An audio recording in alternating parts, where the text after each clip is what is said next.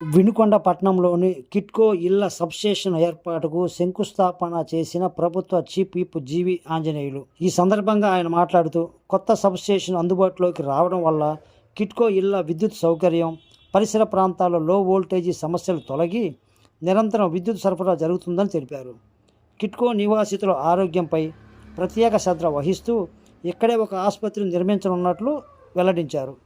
పిల్లల చదువుల కోసం సుదూర ప్రాంతాలకు వెళ్లకుండా ఉండేందుకు కాలనీ సమీపంలోనే అత్యాధునిక వసతులతో కూడిన పాఠశాల, అంగన్వాడీ కేంద్రం ఏర్పాటు చేస్తామని హామీ ఇచ్చారు.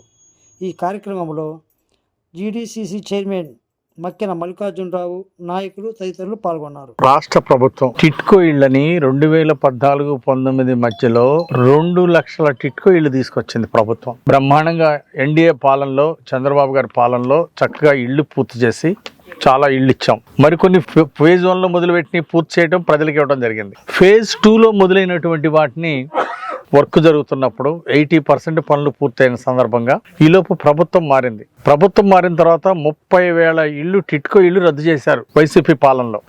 అంటే వినుకొండలో 4,000 ఇళ్ళు శాంక్షన్ చేపిస్తే అందులో 1,440 ఇళ్ళు కన్స్ట్రక్షన్ మొదలు పెట్టాం ఫేజ్ 1లో. ఇక తెలుగుదేశం పాలన ఉంటే 4,000 ఇళ్ళు పూర్తయ్యాయి. దురదృష్టవశాత్తు ఒక్క అవకాశం అంటే సరే, వైసీపీ పాలనకి ప్రజలు అవకాశం ఇచ్చిన పాపానికి ఈరోజు వినుకొండలోనే 1,440 పోను, మిగిలిన 4,000 ఇళ్లలో మిగిలినవన్నీ కూడా 2,000 పైగా ఇళ్ళు రద్దు చేశారు వినుకొండ.